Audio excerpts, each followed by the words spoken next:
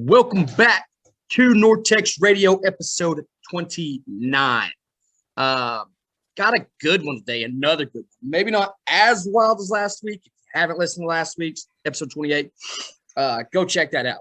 Fucking roller coaster. Today is still going to be a wild one. Maybe not as wild, but it is a good one. Man, we'll start on the hardwood. Pretty interesting there. Decent week, weird week. Started out a great week and then ended bad. Yeah. Started out the fucking Spencer Dinwiddie show. 2-game winners. Hits a three with 10 seconds left against Boston, and then turns around and hits a three at the buzzer. Actually, Luka scores, KD scores, both beautiful fucking insane shots. And then Dinwiddie's like, you know what? I'm going to end this shit. Yep. Take down Brooklyn. Both absolutely wild. But then Friday, 111-101 loss to Philly. It was actually a really close game throughout the whole game. They'd kind of take off, we'd come back, kind of take off, we'd come back, and then we just lost at the end. And then Saturday, we just got the dog shit kicked out of us by Charlotte. Yes. Yesterday was rough. Nobody really did anything in that game. No. But early on, though, I mean, beginning of the week, it was fucking wonderful. I mean, playoff basketball, playoff atmospheres, spoiled KG's retirement party in Boston. Yeah. Hell, I don't remember if we talked about it last week, but fuck, it was worth bringing up again because Dinwiddie did it back-to-back games. But the Brooklyn game was insane. The Brooklyn game was nuts. I was talking so much shit just alone in the last 5 minutes of the Brooklyn game. Like, oh, yeah. Through just on every top, like NBA Twitter, Nets Twitter, Mavs Twitter. Like, I was just fucking smashing butt, just retweeting everything. And then just like in the midst of all that, like you said, you have the transition back and forth, Luka, KD, and then you're like, fuck. And then Spencer comes out and just fucking hammers it from, the right arc. And it's just, like, oh yeah. Yeah. So that was just right back to it. Just all signs were pointing to Luka. I was like, man, back and forth, him and KD. Luka's going to fucking drain this. Then he just gets triple teamed. Yeah. And it was like, uh-oh. And then Dinwiddie's like, hey, you brought me here for a reason, bro. Yeah. No Give me the ball. Yeah. No that trade is still getting better and better by the fucking day. Yeah, that thing is fucking aging like fine wine, man. And then, I mean, the Philly game, like I said, it was a back and forth game. I mean, it wouldn't really lead changes a whole lot. I mean, they'd kind of take off, we'd come back. They'd take off, we'd come back again. But I know we've said it. Embiid dominated. I mean, Luke only put up 17, kind of had off night. It's crazy to say. But Embiid put up 32. It's literally showing like that's what we're missing is just a big man. Yep. And if we get a good big man, we're going to be fucking scary. Yep. But then, yeah, like I said yesterday was just fucking. Just, man, it was like, to me, it reminded me of like one of those fucking Stars games where it's just like flat the whole time. Like nothing, like you just played 4 quarters and it's like, we're playing a game, but it just never really got to like, I don't know. It was fucking flat. It was dry. It's just weird to get by Charlotte. It wasn't like, I mean, flat's a good word. I wouldn't say that chemistry thing. It was just going through the motions. That's about all we did, which is wild. I mean, I don't know. Is it because we played back-to-back nights but it still doesn't feel like it should have been that way. Wild stat, though. Might have been before last night's game. We're allowing the fewest points per game in the entire league. That is nuts. That blows my mind. But Then there's last night. Yeah, then there's last night. You give a fucking 129. But it's like a big one. That's why Dorian Finney-Smith got his contract extension. Mm-hmm. Right there. Dwight Powell, been great. I mean, some days you get a fucking Joel Embiid, but other than that, yeah, looking great. Yeah. But yeah, that stat blew my mind, not just in the West, but in the entire league. And hell, maybe that's defense wins championships. Yeah. I mean, like you said, like, it's given, like, especially Dorian Finney-Smith, like, he's giving me those Michael Finley vibes, man. Just those old, like, us growing up with the Mavs, like those Michael Finley, man, just that, like, that gritty defensive, like, I mean, he's just he's an all-around player. He's literally, you know, a swing man. Like, yeah, he shoots, plays defense, like, and it's cool how we're like, it almost seems like we're coming back on this reset where we have the Dirk Michael Finley era, and now, like, are we coming into this Luka and like maybe even Spencer or Dorian Finney-Smith or something like that? Like, are we coming into some other era like that? Like, where we're going to be where we're going to be on the doorsteps and then possibly have another 2011? Like, hey, I mean, we're sniffing it. Like we just said, I mean, we're a hell of a fucking ball club. We're allowing the fewest points per game, and we don't even have a legit big man. Right. We don't have a dude in the paint that's just dominating. Yeah. And we are allowing the fewest points per game. It's wild. We get somebody down there, we are fucking scary. Yeah, that's fucking nuts. How, man, what a fucking change of events we've had this year. It's crazy to think about. Yeah. I mean, we started this podcast talking about, well, you know, we'll be talking about the Mavs, and, you know, we don't know what's going to happen with that. And there, I mean, honestly, especially the last month, the last 4 or 5 episodes, like, they've been some of the most electric stuff we have. Aside from baseball coming back and all these blockbuster deals that we're making, like, the Mavs have, like, they're probably the most impressive team. Oh yeah. Yeah, and we went from, we know what we're gonna get. We're gonna fucking tease us with getting the playoff spot, be out within the first 7 games, and now we're like, shit, we don't even have a big man, and we're playing fucking great. After the trade deadline, we're playing awesome. Yep. And I can't remember who it was. I saw something.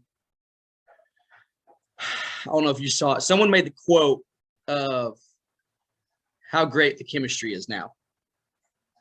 They didn't say any names. They didn't say nothing.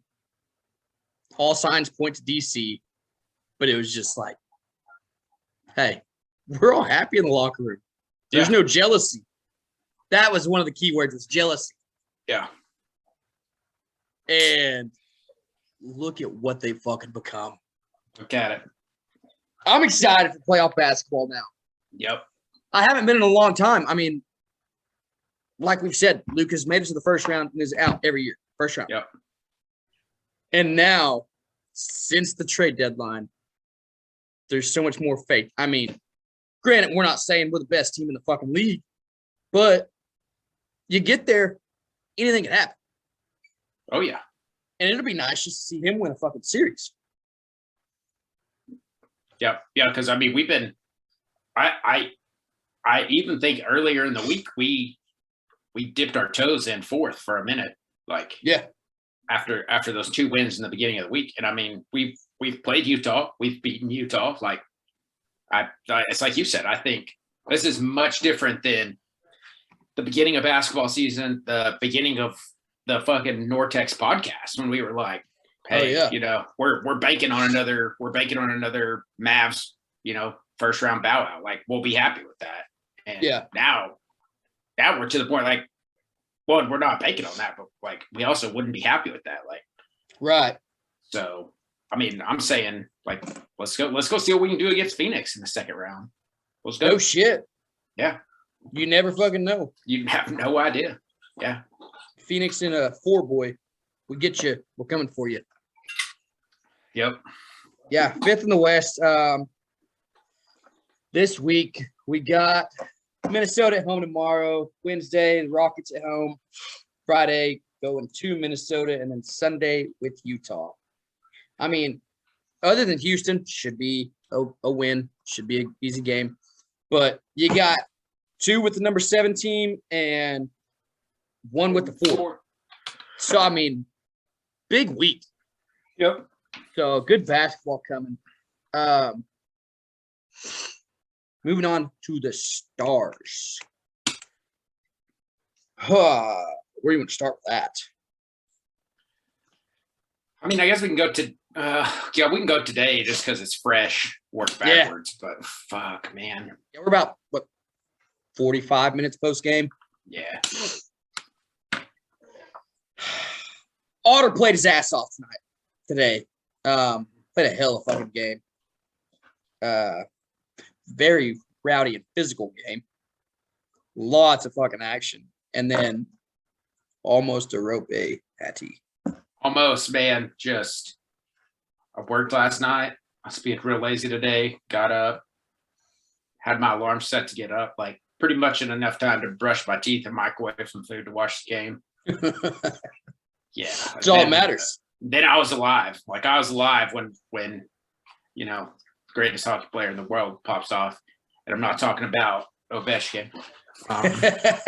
So, yeah, man, I think we needed I know it was a road game, but we needed the fucking physicality. We needed something. Like, oh, yeah, wake them up. Yeah, something had to change. And I know we're going to get to Bones. We've fucking talked offline about Bones. We've talked online about Bones. Like, we're going to get to Bones, but, man, something's gonna have to give. I think, like you said, today is a good wake up. Like working back through the week, we talk about those games. We needed that shit today, and we definitely needed to make sure that we didn't pull the old third period Stars and let this bitch slip away. So for a bit, it felt like it. Oh, absolutely. Yeah, well, I was like, look, here we go. Yeah. So shit. All the fucking one-timers they had in the last 2 minutes. Yeah. That's what's crazy to me is it doesn't matter like how many times you see it. What this is like Ovechkin's 280 something for one-timer. Jesus. Like it doesn't matter how many fucking times you see it. Like yeah. I don't even know like what the fuck I'll say about it. I can't imagine like trying to coach against it. The guy, there's no deception to his game or anything. Like he literally just goes to the left side of the ice and just loads up, taps a stick on the ground. And you can send all 5 people there and somehow he's still going to get it through probably like 40-50% of the time. So and you got to hope that your fucking man in the net sees it. Yeah. Or senses it.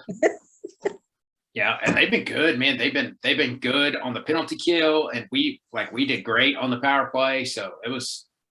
I hope that's the beginning of something because we needed a fucking spark or some shit after the fucking shit that we did this week. And that's what's fucking scary is we still don't know what's to come. Yeah, I mean it could be a hell of a spark in the right direction, but this shit could change so fucking fast. Yeah. You go earlier in the week, Tuesday, 4-0, fucking shutout by Toronto. Thursday, 4-3 overtime win, wild one. And then Saturday, 4-2 loss to the fucking Islanders. Shouldn't have happened, but weird fucking week. A weird season. Dallas Stars feel very Dallas Cowboys right now. Yeah. You don't have the fucking scandals off the ice, but the actual business feels very Cowboys. Yeah, we're fucking. The thing I feel like the fucking loss to the Maple Leafs without Austin Matthews, like, that's just what threw me in a blender. Like, yeah. Probably one of the best players in the league, obviously, catches a weird 2-game suspension that just happens to fall right in our lap. And it's like, great, this is excellent. Like, we're going to Yeah. Toronto. He's not going to be in there. Like, really, the only, like, there's a couple of other players you can worry about. You don't have to worry about Matthews, who's a 40-goal scorer already, like, all of this shit. And we just go fucking lay an egg. Like, it's not even a game. Like, it was. And then. We were dominated from the get-go. Yeah. And then we bounced back. We, like, Klinger gets the overtime fucking goal, and they're like, all right, cool. This is good momentum rolling into the fucking Islanders, who have just absolutely shit the bed. Like, the only team fucking worse than them is probably like the Ottawa Senators or the fucking Canadians. I mean, like, we fucking go in there again and just get shit on. Like, yeah, it's the same thing. Like, the same thing as the Mavs game. Like, it just looked flat. Like, yeah, we scored 2 goals, but it like there was never anything. There's never any sort of rhythm or synchrony or anything. Like, it just looked fucking flat. Like, we were just skating back and forth against the fucking Islanders, man. Yeah. A game that shouldn't fucking happen on. Not this season. Yeah, like you talk about it last season. All right, that's different. Like, when they're making a push to Eastern Conference Finals and stuff like that, completely different. This season, fucking terrible. And I mean, I don't know. It's fucking talking about the OT winner though. Shout out to Klingberg. Was 21st game winning shot. Game winning goal. Franchise record for a defenseman. Trade brings deadline up tomorrow. Yeah, brings up tomorrow. Trade deadline tomorrow. What do you even think we're gonna fucking do? Like I said, we're feeling very Cowboyish. We don't fucking know, in my opinion. That's the scary thing, is we're feeling very Cowboyish, and I'm sure we're gonna get to it. But if you fucking follow us or follow the Cowboys, the fucking Cowboys have kind of just been all over the place last week, last 10 days, roster wise, transaction wise. So now we're in this point with fucking Klingberg, where the Stars as a franchise have done a phenomenal job of keeping every single transactional talk under wraps, if that's the case. Or they're totally going to go out, lay an egg. They're not going to get anything for him. They're going to fucking not re-sign him, and he's literally going to walk for free at the end of the season. Worst fucking thing that could happen. Or fucking, I don't want to say like what's probably a 10% chance at this point, unless Jim Neal is literally just fucking toying with the media, and they are planning on re-signing him. But I mean, it feels like we're at a point now where that's not going to happen. Like, we've already been months past the point where John Klingberg came out in a press conference. It was like, I want to be here, but like talks are not going well. Yeah. So he said there was no talks. Yeah. Like, so, and then I haven't heard anything like on the fucking transaction wire about, if we're gonna try to get rid of him and I mean, we obviously don't want to. Like you said, he just got the record for most defensive game-winning goals in franchise history. So yeah, like, that's a guy who has, he's displayed his worth. He's one of the best puck handlers we have. He's a top 2 guy. We know that. It's going to be a fucking weird. And like I said, the worst possibility is to hold him. Granted, if we go somehow win the whole fucking thing, nothing matters. That's the whole purpose of the fucking game. Yeah. We win it all, cool. But if not, you're keeping someone who has a lot of value, getting nothing in return, and then letting him walk. That's the worst fucking thing. And I just I don't get it in any sport. Yeah. The Rockies just fucking, last year you traded away the best player you had at third base and gave money away. But then you turn around and you have Trevor Story, who has so much fucking value. You don't extend him. Yep. And then you don't trade him at the deadline. And you're not even competing. You have no shot of even sniffing the fucking playoffs. And you're like, well, shit, we'll just keep the rest of the season. Not get nothing in return. They could have got a haul on him. But I don't fucking get it. And now it feels like that's what we're about to do. Yeah. And there's And yeah, go ahead. I mean, we've talked to the value of, I mean, it's mostly been in baseball, but we've talked to the value of players in transactions. We've talked about it a ton in baseball. We talked about the Joey Gallo trade in depth and how on the surface everyone's like, oh, Joey Gallo's the heart of Texas, blah, blah.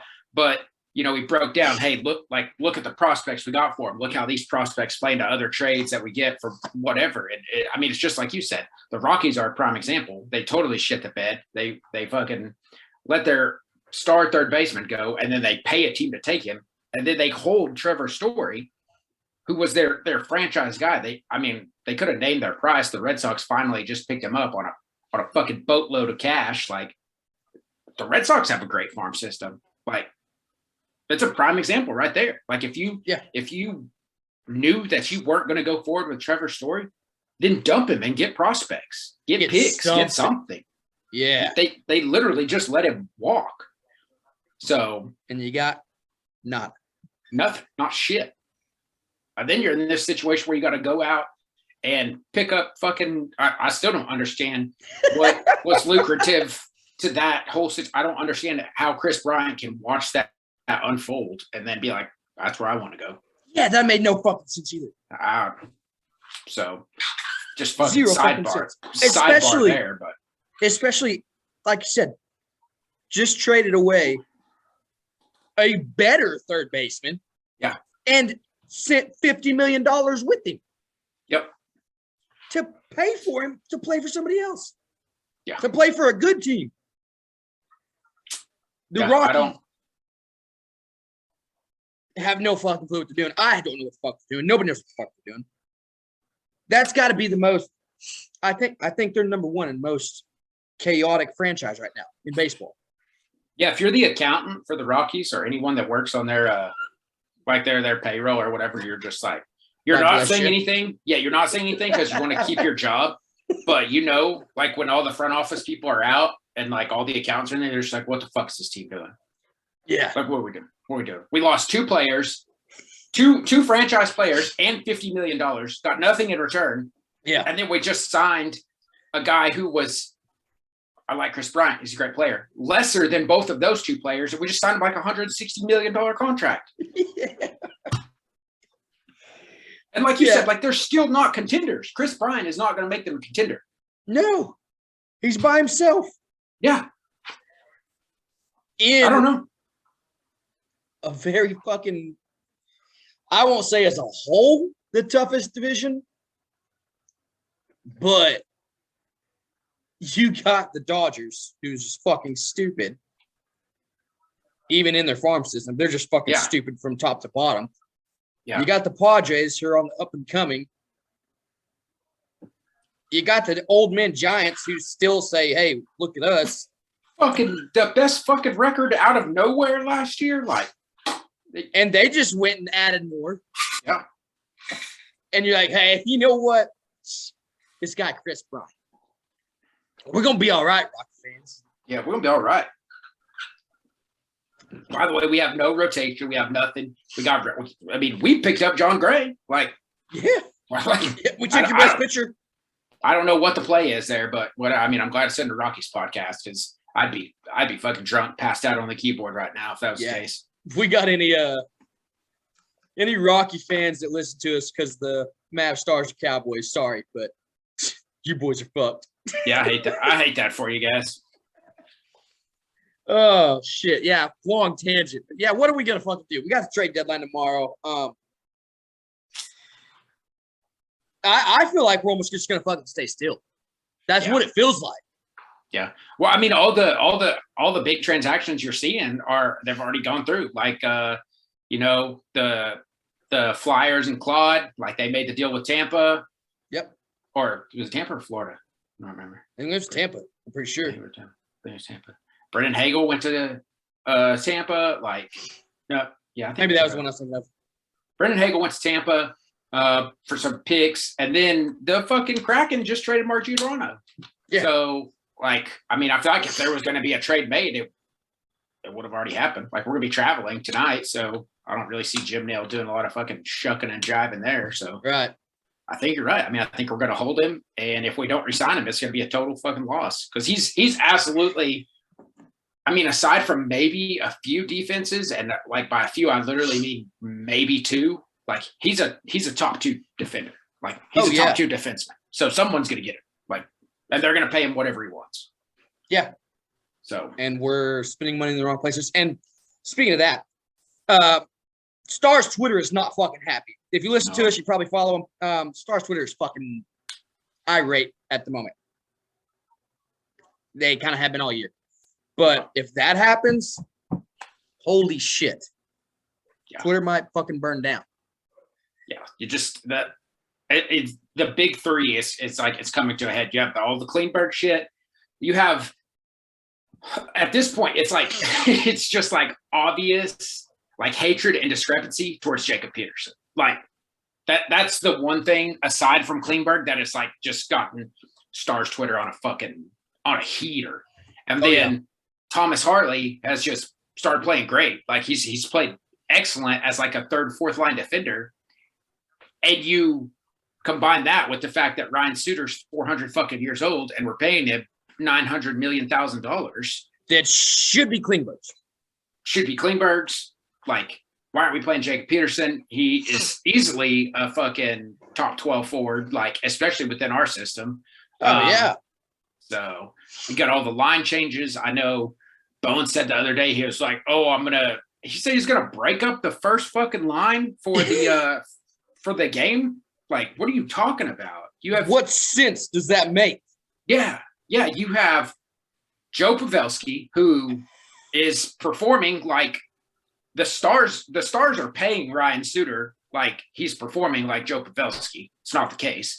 Joe Pavelski is probably the best player in the league. Well, maybe aside from Ovechkin, over fucking 35 years old. Right. And then you have him on a line with, I mean, I'll put him right there with Kirill. Like Kirill and Jason Robertson are 1-2 in young players. And then you have Rope Hintz, who's the greatest hockey player in the world. Greatest hockey player in the world. And he skates. He's the second fastest skater in the whole fucking National Hockey League. So break it up. Let's split it up. What fucking sense? What? Like, I want to be a Bones fan for a long time, but I can't ride with you on that. I absolutely cannot ride with you on that. Dude, it's gotten so bad. Yeah. It's almost to the point where he's like trying to see how bad he can piss everybody off is what it feels like. It's like it's Jerry Jones type of shit. Where it's just, I mean, he's the coach, but it's just like, let's see what we can fucking do. Yeah. We got something good going. Let's see how bad I can piss everybody off and see if I can try to fuck this up. Yeah. It feels very like very Jerry Jones. If Jerry Jones was coaching, this is what it feels like. Just, especially the Peterson stuff. I don't get the, of course, he doesn't come out. He doesn't play like Jason Robertson. He doesn't play like Kirill does, but like he plays a great role within our franchise, especially for being a young first year guy in the league. Oh yeah. So I don't know. I think he's going to be gone. Hopefully at this point. I mean, I hate to say that to Bones, but like hopefully at this point he's gone. It has to be. I mean, he's not the guy that runs the show like Jerry does, makes the fucking rules, but he's got it. Since he's not in charge, he's got to be gone. I mean, you're going to see an entire fan base lose their fucking minds if not. Yeah, and as sad as that is. Is it bleeding over into Jim Neal's like decision making? Like that's because 2 years, like 2020, even last year, like Jim Neal's making great transactions. Like we're loaded down. Like we go, we make the Corey Perry move, we get Pavelski, and then now, I don't know, being the GM that he is, I don't understand how Jim Neal hasn't stepped in and said, hey, Klingberg is a priority. He's the priority. Yeah. The Pavelski contract came easy. We got that extension done. Boom. Everybody else is locked up. The big offseason contract was Miro. all the other priorities are locked up. This shouldn't even be a question. We shouldn't even be talking about this. This should have been done months ago. Yeah. So I don't know if there's something in the water, like, and it's fucking bleeding over into Jim Neal's brain. I don't know. It's not fucking good though. No. Nope. If you're listening to us for one of the other 3 sports and you want to see some drama, go look up Dallas Stars Twitter. Yeah, just any sort of conversation thread that involves the Dallas Stars, Twitter, Reddit. There's a lot of hatred. It's bad. It's so bad. Man, this week we got Edmonton on Tuesday, Carolina at Carolina on Thursday, and then Saturday versus Vancouver at home.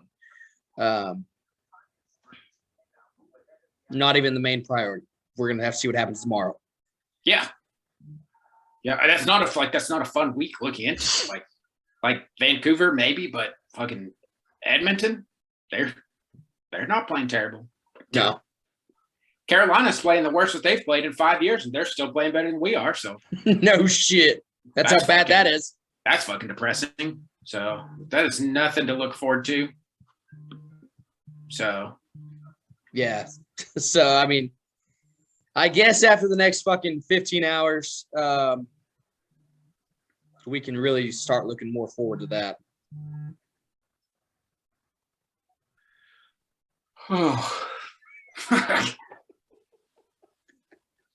I don't know, man. I think you're right. I think we're gonna sit on him, and it doesn't it just doesn't seem like we have any interest in fucking making any moves, making any moves, good or bad, re-signing him or anything. So I think we're gonna sit on it, and fucking this time next year, the rest of the hockey world's gonna be talking about us like we're the fucking Colorado Rockies. So, and we just made fun of the Rockies for 10 minutes.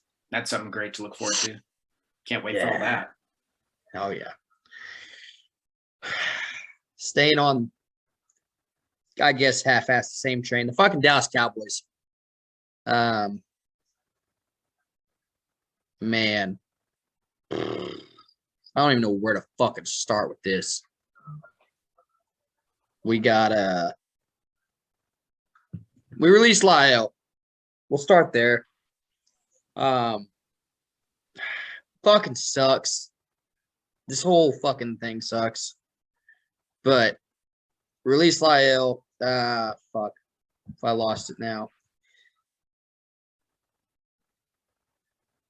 Fuck. No, I can't find it. Oh, yeah, it opens up. I mean, it opened up 10 million in salary cap, but we only would have gained 1.3 with the trade, 4 straight cuts instead of getting released. But I guess, like we said before, Terrence still played great. We got faith in him. You also don't know about the suspensions that come. I did see today he's now a Cincinnati Bengal. They just got a whole lot better. That's the main thing they were fucking missing was a line. Poor Joe getting fucking destroyed. Yeah, that's a good pickup for them. Fucking Joe Burrow taking 23 sacks a game. Yeah. Some reporter posted that they asked him something about like his first conversation with Joe. He was like, hey, your new security's in town. Like, you're taken care of. I was like, you got a good point if he's on the field. Yeah, that's good. Yeah, as long as he's on the field. That's a step in the right direction for them. Man, we got Malik Hooker back. For, a good deal. A 2 good deal. years. Yeah, $8 million.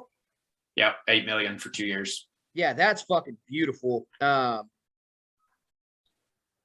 We're such a weird fucking. This is one of the weirdest offseasons I've ever seen in my life. Mm-hmm. But I love that fucking pickup. I guess not pickup, but re-sign extension. Then you got a 1-year extension with Leighton. I'm glad it wasn't overboard because that's the shit that we would pull. Yeah, we would have. I'm very surprised it wasn't like fucking 14 years, $390 million extension. like a fucking baseball contract. Yeah. I've really just been sitting around waiting on one of those from Jerry Jones. Yeah, and Leighton was the guy I would expect him to do it with. Yeah. But, I mean, I'm not going to lie. I'm kind of shocked that he did it. Kind of. Not too bad, because I think right now all we have on the books is Micah and Jabril, which is a great 1-2 punch. But Leighton being in there too, can rotate all three of them. Good to go. Yep. I mean, I know you got the health issues, but between him and Jabril, but as long as one of those two is on the field with Micah, we're going to be okay. Fuck. I feel like there's way more on the fucking Cowboys. I saw a little talk early this afternoon about Jace Pierre-Paul saying, yeah, his name's getting brought up a little more than just casually. Yep. So, yeah, that'd be a great one to fucking pick up after losing Randy. Yeah, that's not a terrible other edge to have. And I mean, if we do pursue that and pick that up, it's going to come much cheaper than Randy Gregory would have. Yeah. So. Oh, yeah. Speaking of Randy, Jane Slater, she's a reporter for the NFL. Apparently, she's called numerous agents on how the Cowboys players and the salary forfeit language and contracts led to bad feelings with Randy Gregory. Haven't found one that didn't have it in it. Okay, so is that saving grace for the Cowboys that everybody has that in there? Or do we really look like fucking assholes because we're the only team that's fucking doing it? Right. Like, I feel like that points more towards that direction. And yeah. It was fines, right? Not suspensions. Wasn't that what it was? Yes. Who gives a shit? He's paying for it. It's their money. Yeah. If they're suspended, that makes sense. But also, probably in that fucking contract, you get suspended, guess what? You don't get paid that day. Yep. You didn't play because you did something fucking stupid. But if they're getting fined, who gives a flying fuck? Yeah. I mean, obviously, you don't want them to get fined because they're doing something, but like I said, it's their own fucking money. Who gives a shit? Mm-hmm. It's fucking. Oh, I don't know, man.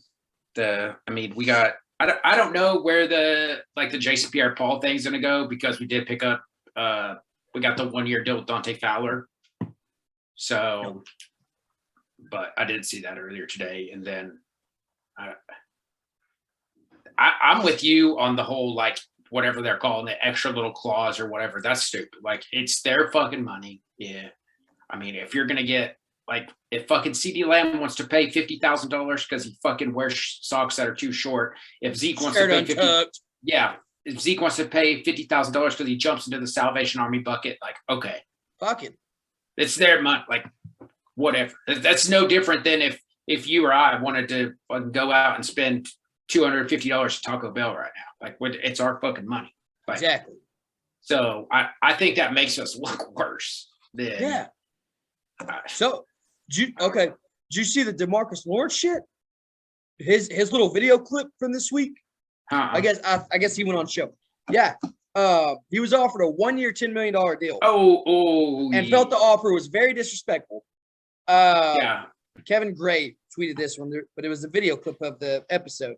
After everything he'd done for the team, 1 year, 10 mil felt disrespectful, and it should.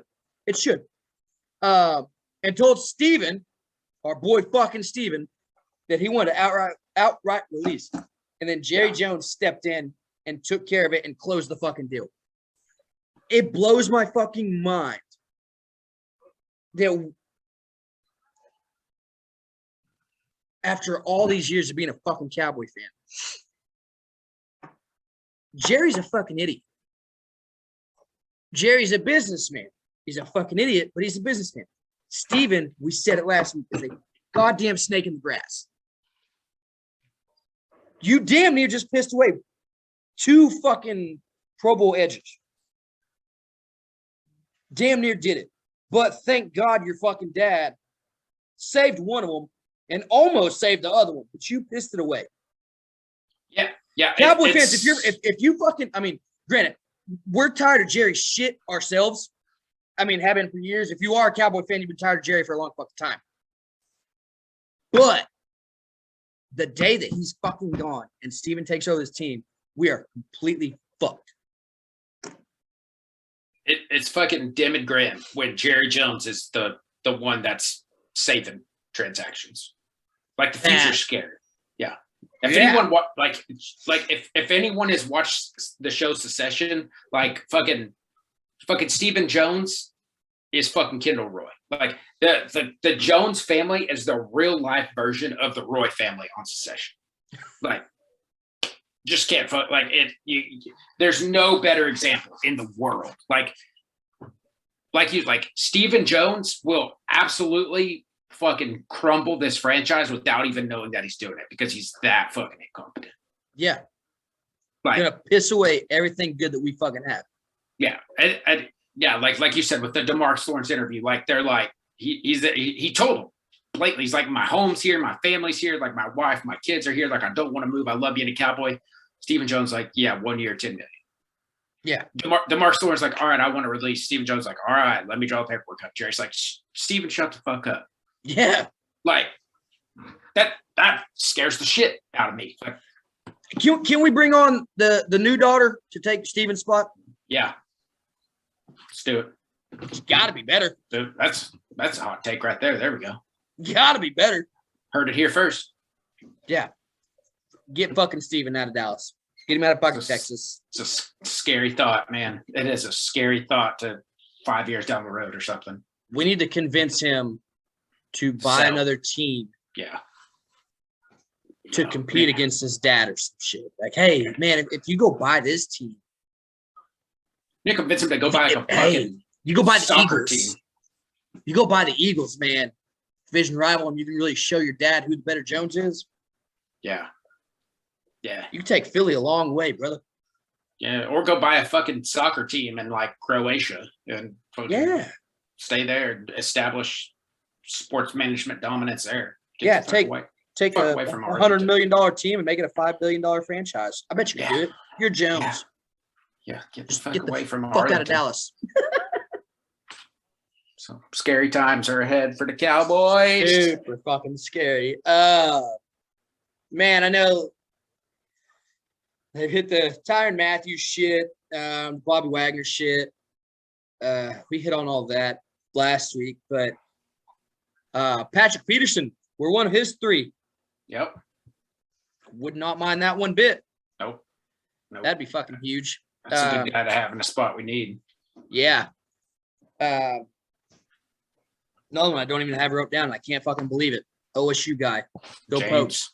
James Washington.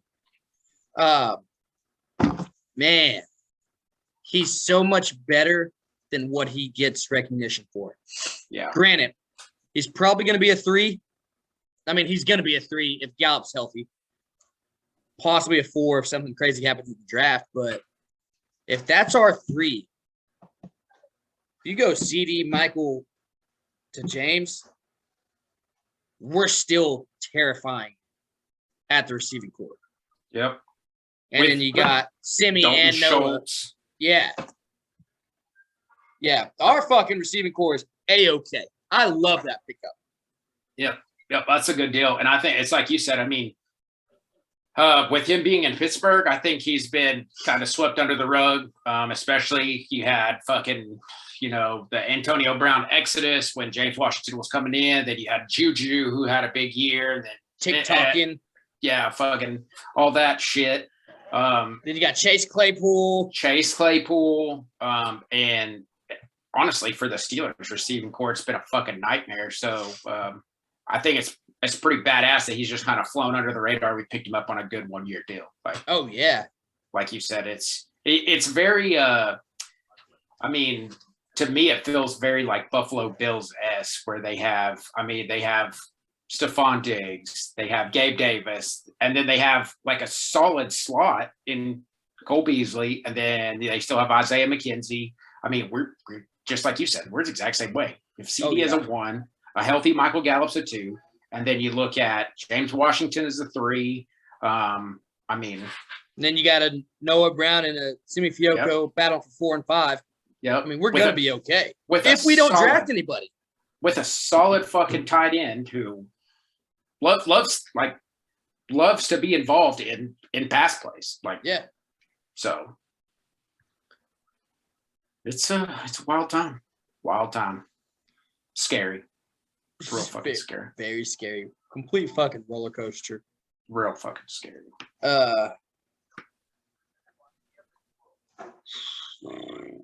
Man, I think that's all I have with the Cowboys this week. I know we had a shit ton last week, but maybe some more positives than negatives this week. I mean, you still got fucking Steven just trying to ruin everything for us, but our hopes are a little higher. I think we're back climbing up than going down like we were last week. Yep. Little baseball talk. We picked Charlie Culberson back up. We love it. We love Charlie. Minor league deal. Then we turn around, also pick up Matt Carpenter. Yeah. That one blew my mind because he signed a minor league deal with us. I didn't see who, but he had major league offers from other teams and turned those down to bet on himself and to come play for Texas. I love it. Blows my mind that he did that. I mean, you'd think you would take the major league deal just to be safe. At least get the money. Fuck, get released, then go play somewhere else. But wanted to come play for the Rangers, and I think that says a lot. Too bad we don't have the shift rule this year. No shit. Hey, fuck, that's our opening day third baseman, hands down, if that's what's going on. Yep. Yeah, it's I mean, I think that move in itself is like the secondary and tertiary effects of like what's going on. Like this really does show the impact of the Seager-Simeon pickup. Like it shows the change in the culture of the whole organization. So, I mean, I haven't run across many people from fucking any sort of community like Rangers wise that is dogging the Simeon or the Seager pickup. A lot of people, a lot of other teams are talking shit. You know, Rangers about to have a $600 million infield. Okay. Yeah, and I promise you the revenue is going to reflect that. Oh, like, yeah. Fucking Corey Seager just came out and fucking hit a bomb the other day in his first at bat of the game. Yeah. Right.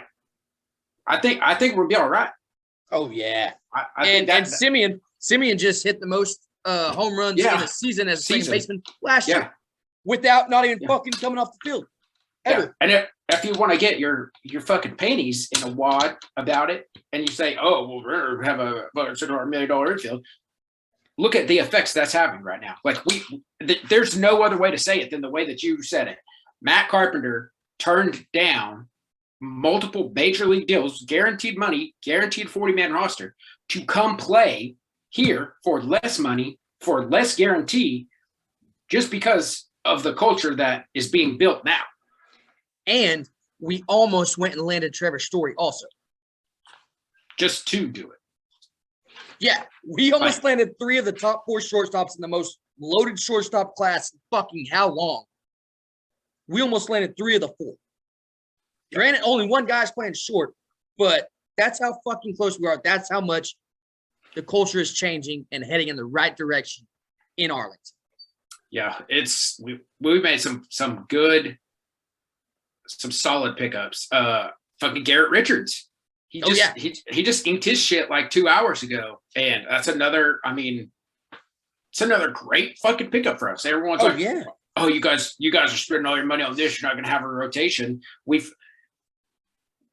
I strongly urge anyone, if you are going to talk shit about the amount of money that the Texas Rangers organization is spending on their position players, it strongly behooves you to look at the pitching staff in our farm system before you fire off that send tweet button.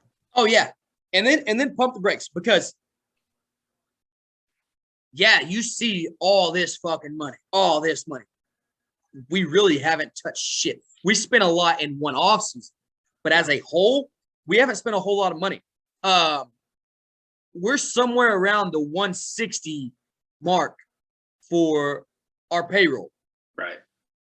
The new luxury tax is $230. We still have $70 million per year before we hit that.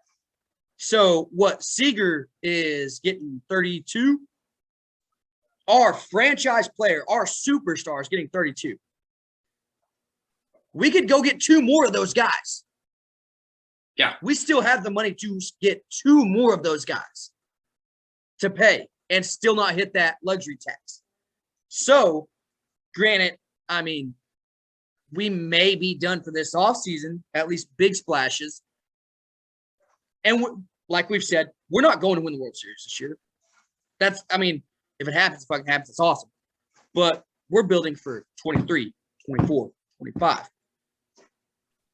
People are like, oh, you spent so much money just on your infield. We ain't. I mean, yeah, we spent a lot of money on our infield. We got a lot more money to spend. A lot in the bank. We're not scared to spend it. And we're showing it. And I mean, granted, if we would have went and signed a fucking Castellanos or something crazy like that, yeah, that'd been awesome. We grabbed a story and put him in left. I wouldn't complain. But we're not worried about putting all our eggs in the basket. Guess what? Next year, we're going to be a big spender again. And it may be more on the pitching side. I don't know who's free agents next year, but we're going to be spending money. We still have a lot of room to play. So all these people are like, well, we can't afford that. Oh, we can't afford it. Yeah. I'll tell you where I really like it. And this is this is just the budget friendly guy in me. But like you said, no one is going into this season saying, oh, Rangers picked up Seager, Semien, they picked up Cole Calhoun, John Gray. They did all this spending. They got to win the World Series. This, like you said, that's $70 million in cap that we have. That comes into effect. Let's say we come out, we play the first 2.5 months. We're doing everything great. We're 7, 8, 9, 10 games up in the AL West. We're fucking doing good. We're looking like, hey, this is a team that's going to compete. All we need is pitching. Now we can go out and make a trade. Now we can go out and pick somebody up off the waiver wire, and we have the money to give them. We have the money to pick up that contract if we need to. So I'm with you. I like the fact that we're not buried at $225 million right now. And if something happens and we need a pitcher midseason or something else, like we're not stuck within this $2, $3, $4, $5 million cap. We have $70 million. Yeah. So, like you said, we could go get 2 more Corey Seagers for a year. Oh, and yeah. It's every single year. That number resets every year. So yeah, and it's only going to get better because we have people whose cap hit is, the way their contracts are structured, similar to like the NFL. This year, say you're on a $25 million contract. This year you make 15. Next year you make 10. Yeah. So, I mean, that number we might be sitting at fucking 140 next offseason. Yeah, and looking at it, I mean, getting ahead of ourselves because I mean we're talking. This is for the future. This isn't for just this one year. We're trying to win in 23, 24, 25, 26. That's when we're really trying to go fucking win it all. So, I mean, next year, Garver and maybe Sam Huff behind the plate or Heim. Maybe Huff's at first, platooning with Nathaniel Lowe, DHing, depending on righty, lefty, whatever we're doing over there. But Garver, Heim, Huff, Lowe at first, Semien, Seager, Jung, Adolis somewhere in the outfield. Then you throw in Willie. Hopefully, I mean, he hasn't had like muscle injuries, tendon injuries. It's just been shitty luck getting hit. But you got Willie that can DH, play in the corner. Adolis has a spot. Then you get Bubba, Leote, Steele. Yeah. Leote Taveras fucking played great today. Yeah, someone out there. And then we have John Gray. We got Cole Winn. We got Dane Dunning. We got Jack fucking Leiter. And then guess what? Then we got, like I said, if we just base this year's salary to next year. So say Adolis gets a little more in arbitration, probably going to happen as long as he doesn't just shit the bed.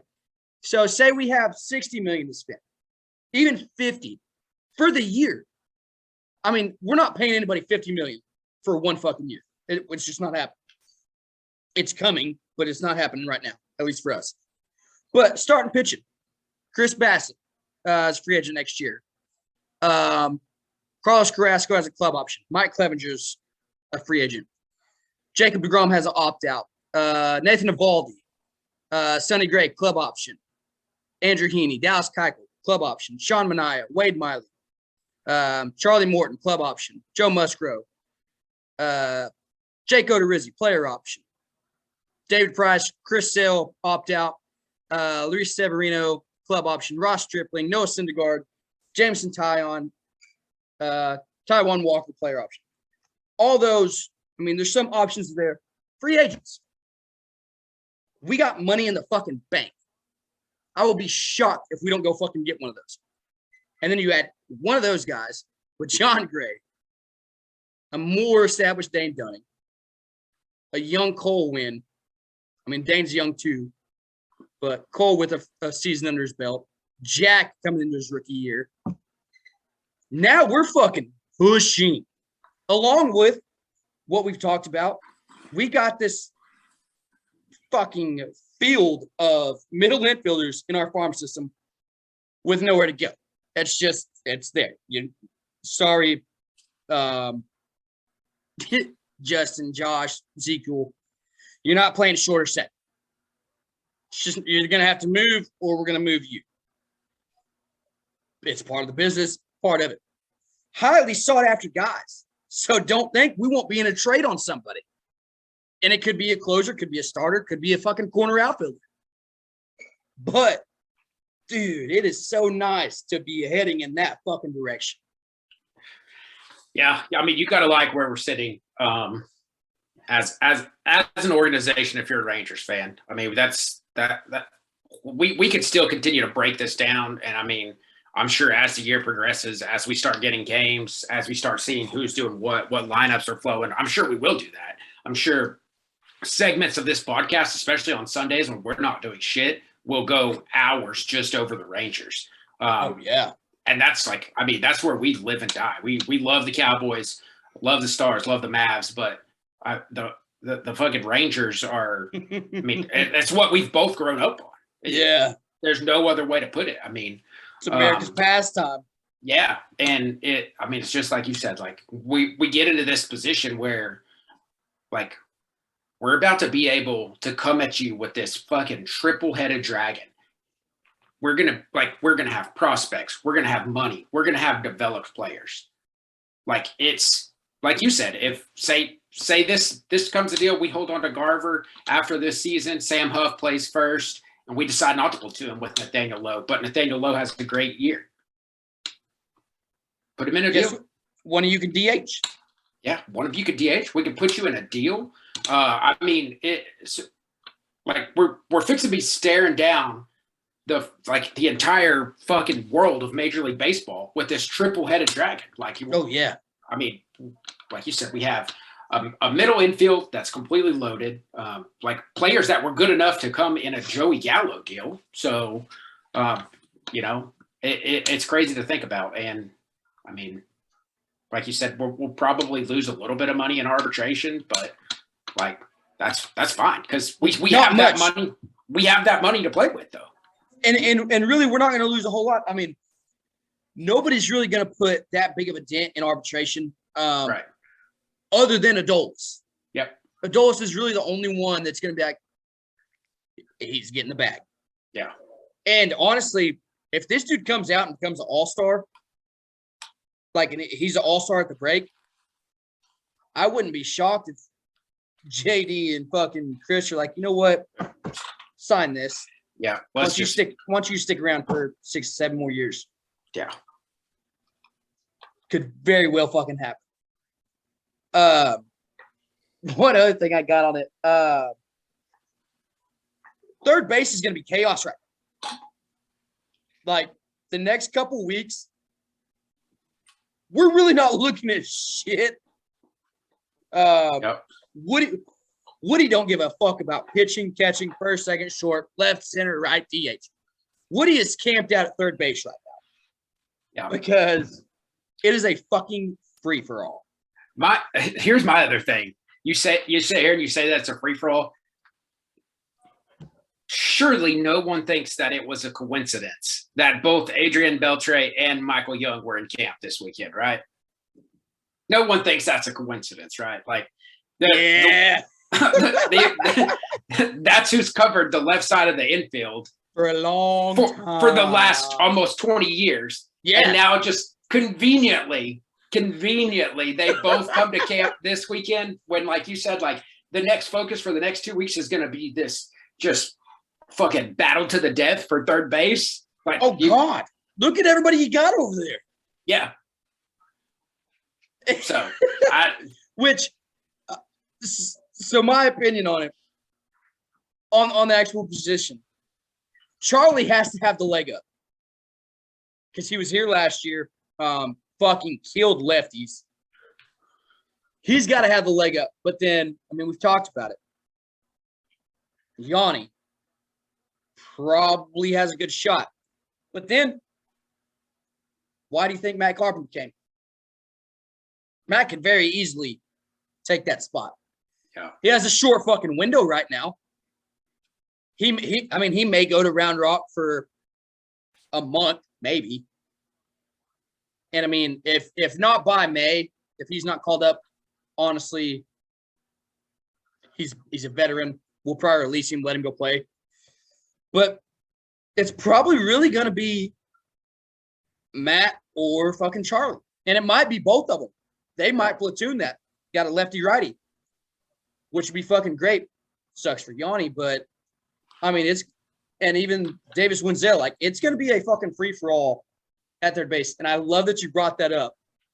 Yeah. Beltre and Michael are both at camp right now. Watch. Yeah. Because they didn't come to hang out. Yeah. I don't remember who posted. I think it was like Evan Grant. And like, I mean, everybody saw all the Adrian and the AJ Beltre stuff there. But then I think it was Evan Grant was like, special team advisor Michael Young will be in camp. And I was like, all right, like, this isn't a coincidence now. Like, and then the next day it's like, oh, Michael Young shows up to camp. Yeah. You're just like, okay. Yeah. This is not a coincidence. So. That's one of my favorite things about baseball, though, is you got your guys that come back, your Adrian Beltres, your Michael Youngs. They suit up.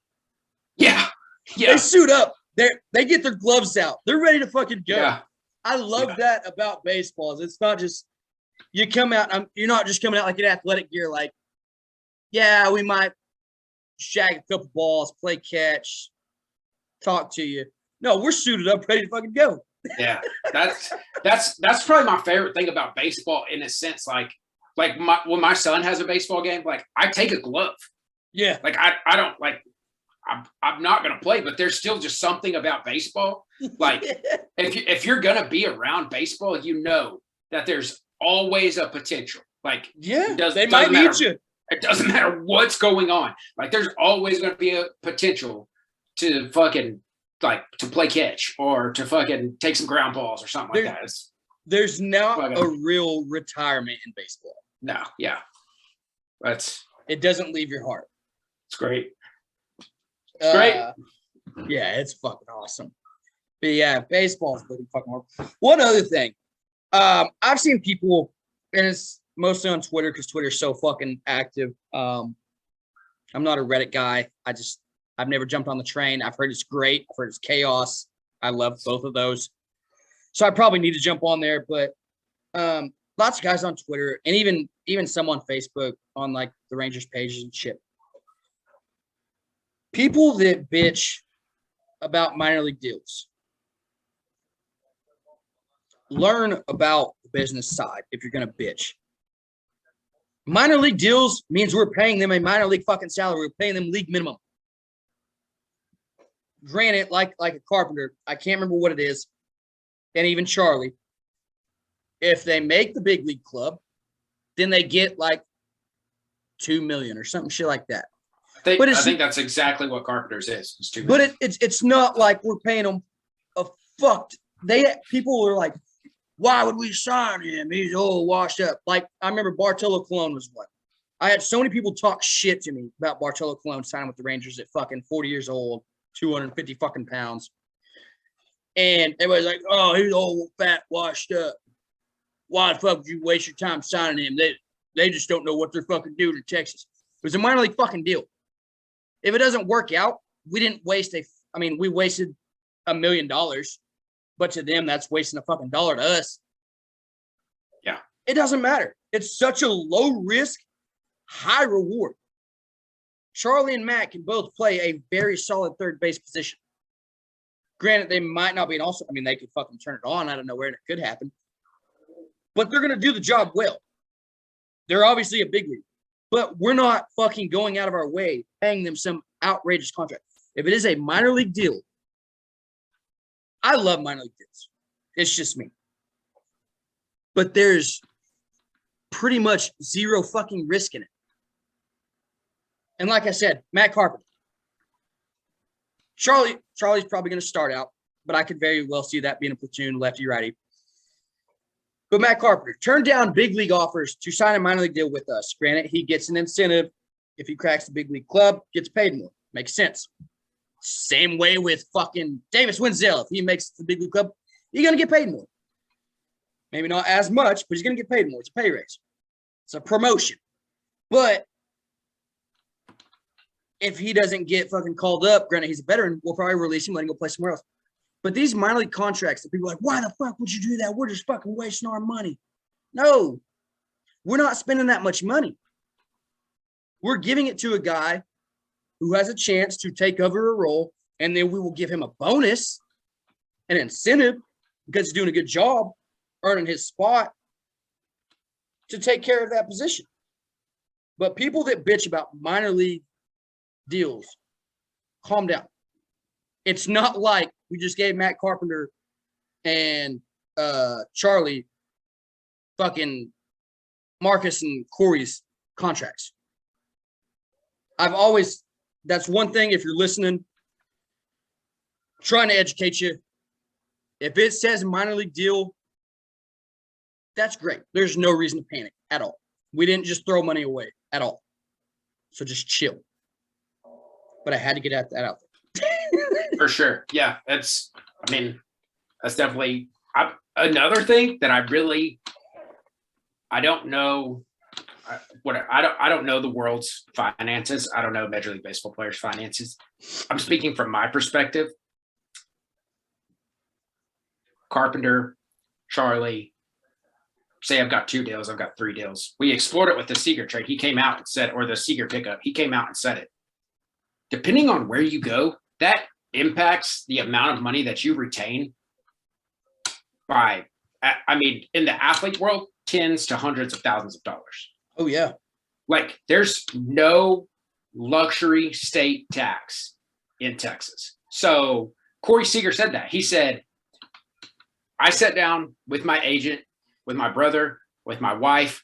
He said, we looked at it. And for me to bring home as much money as I'm going to bring home for the Rangers to stay with the Dodgers, my contract would have had to be $420 million. They would have had to pay him almost another $100 million just because of California luxury tax. So it very well could have been a situation. And it's probably nothing that most people probably won't talk about because they're not financially exclusive, which is great. But right. That's also stuff that implies into that. Because like you said, like we pick up Charlie Culberson on a league minimum or we say, hey, you're on a minor 150K. He's not paying any state tax on that. And then we say, hey, you make the 40 man, you make the big leagues, whatever. It's $2 million bonus. This is paid out as a bonus. So if you're a regular working person, that's very similar to per diem, and it's not going to be taxed. That's why you see the NFL restructuring all these contracts where this isn't salary now. This is restructured into a bonus. So it's going to be a one-time payment as opposed to blah, blah, blah, but there's different tax implications on it. So just like you said, people are like, oh, why are we picking this guy up? For one, it's a fucking drop in the bucket for us. We're going to make $1 million in revenue at a fucking regular season game. Yeah. We're going to pay fucking Matt Carpenter's fucking contract in one game. If worst case scenario, the first fucking series we play at home. Absolutely. No worries. So that's if he makes the club. yeah. If he doesn't, if we send him to Round Rock for the first month, and like I said, he's being a veteran, being a guy, like lovable guy, we'll cut him, let him go have a chance somewhere else. If we do that, we're not paying him shit. Yeah. We paid him in fucking maybe beer sales for the first game. Maybe. Yeah. It's minor league deals are great, and especially like just we can encompass how good they are in all areas. Like if you need a veteran guy to play, every third day, or we end up picking up like we did, some like Charlie Culberson or somebody like that, who's going to be an everyday third baseman for us, at least to get us through the season. Like a minor league deal is great any way you work it. So. Oh yeah, and then like you said, you got Charlie, who destroyed lefties. You got Carpenter, who is a left-handed bat. If they're both ready to go to play, hey, who's on the bump? We got a righty. All right, Matt. Yeah. Today's the day. You got a lefty, Charlie. You're up. And then it's fresh legs every day. Yeah. I love it. It's fucking awesome. I'm also a whore for fucking baseball business.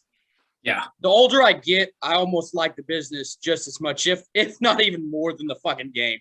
Yeah. As weird as that is. Any more on the Rangers for now? Not yet. Yeah. Shout out to Lars. We're going to have a fantasy baseball league. We don't have a set team. I believe we're going to do it on the ESPN app. No free ads. But let us know. You got 10 days. Let us know by March 30th, next Wednesday, or I guess 2 Wednesdays from now. We're going to do the draft Saturday, April 2nd. Not a time yet. We'll let you know. Probably late afternoon, early evening. But let us know by the 30th so we can get emails sent out, all that shit in line. In case we don't know you, you're jumping on. Great way to interact with y'all. Be a great way to talk fucking baseball with us, let alone just Ranger baseball. We'll talk all baseball. So we're going to do a draft. It said we can have up to 20 teams. So if 20 people jump on, or I guess 18, fucking come on with it. We'll do it. We'll do it with fucking 10. We'll do it with 20.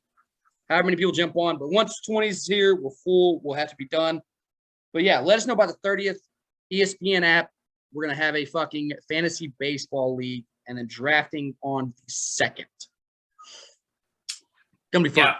Yeah, I think it should be a blast. Like we were talking about, the more people that we can get involved, the more fucking strategy that goes into it. I think we're still working on it. And then once we find out how many people we have, we'll probably be able to talk like prize pool and stuff like that. So yeah, and that's another one of those things. Like the more people we have, the more fucking opportunity we have with stuff like that. So oh yeah, I think it'd be badass. If there's only 4 of us, it's not quite as cool because we've got you could just load up your roster. But if we're if we're 20 teams deep, and you're only picking every 19 players going in between your picks, there's some a lot of guys flying off the board. Yeah, there's some big implications with the picks that you make. So that'd be really cool. Follow all the socials, because I know we'll definitely be putting out some info about that for sure. Yeah. Like we said, glad you said that. Let us know by the 30th. You got 10 days. Any socials, Twitter, Facebook, Instagram, TikTok.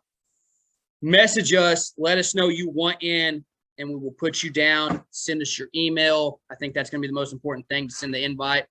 But yeah, let us know you want in. Message us on the socials. We're going to post about it to get y'all more fucking, if you want in, retweet it, get your buddies in. But like we said, we hit 20, we're limited out. But yes, message us on any social to let us know you want to be in.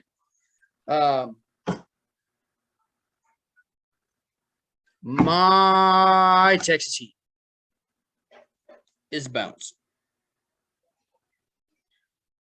Yep. Like I said,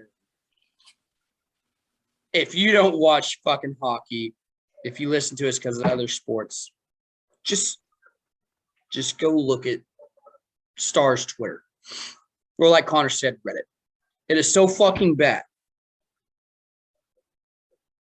If it ain't broke, don't fix it. The good shit we got going, we fuck up. The bad shit we got going, we keep rolling with. Bones, you got to get figured out. And really, it almost feels like, and I don't see us winning it, but it almost feels like we're gonna have to win the Stanley Cup for him to keep his fucking job. Yep. Double down. We could get beat in the fucking finals, and honestly, all Dallas Stars fans back, get him the fuck out. Yep, double down. I'm with you on it. It's gotten to a point where it's grown to like a head that there's only one way out. So, and we've been Bones supporters the whole fucking year. Yep. The whole time. Yep. It's gotten to a point now. It's just like you said. I mean, it's not to be a miracle of God, and he did it to himself. Sorry, Yeah. Rick. Yeah. Sorry, Rick. We've had your back since day one. I mean, it's just now. Sometimes you got to jump ship, and brother, we're jumping. Yeah, it's not fucking good. Yeah, that one's pretty depressing. My Lone Star. I didn't have it wrote down. Is when we were getting ready to start this, I was kind of hoping Rope was gonna pull off fucking Hattie. I was gonna throw it down just because it was so fresh. But my Lone Star, I'm going Rangers front office. Chris Young, John Daniels. I mean, yeah, we've had the Trevor Story hype late. We had the Clayton Kershaw hype. We had an A off season. I mean, it's graded an A. It might even be an A plus. We've had I think I'm giving it an A plus. I couldn't tell you the last time we've had this great of an offseason, if ever. There's not. I mean, like maybe aside from the Dodgers, there's not. I don't think there's a lot of organizations that have had a one single offseason that was this like impactful. And between us flipping our farm system from bottom, like like we're in the bottom 10% up to we're 7th. I think so. Like between that and the offseason transactions we made, it's I don't know if there's been. We just built the best middle infield for the next minimum 7 years. With one of the best shortstops, best hitting shortstop, power hitting shortstops, along with the guy who doesn't come off the field at second base, plays every fucking day, which is unheard of nowadays. Just broke the record for home runs by a second baseman in the season. Then you turn around, like we said, we're not 100% competing for this year, but then we got John Gray for 4 years. Great guy to start the rotation for this year, probably our open day starter, who's going to help build these younger guys and also still be around once we start to compete. But then also we throw in a Cole Calhoun, who has killed us for years, been a pain in the fucking ass, and is now a corner outfielder who is just a fucking dog.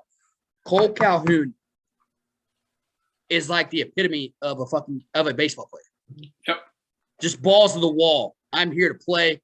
If my jersey isn't dirty, I didn't do shit today. That is Cole Calhoun.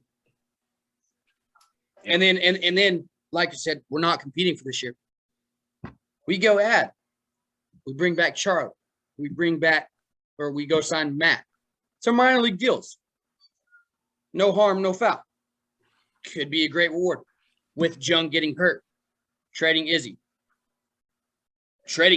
getting Mitch Garver. I mean, we have done phenomenal. Shout out to JD, Chris Young. Great fucking offseason.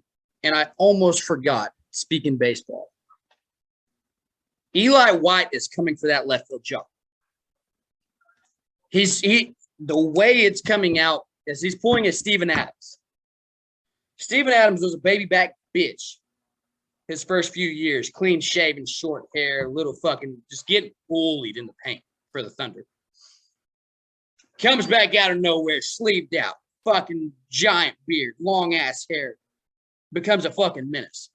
Eli shows up with this beard, looks like a goddamn man, ready to take your girlfriend, and is out there just fucking wrecking shop right now. So I forgot to hit on that earlier, but Eli wants that left field job. But yeah. Oh, yeah.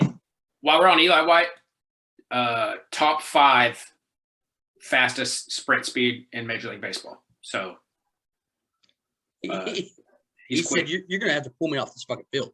Yeah, he's quick. So, yeah, just a little caveat there. I definitely think he saw a little bit of light at the end of the tunnel, and he said, "Yeah, I'm going for that," and I'm all about it. I can fucks with it. Yep. I fucks with it.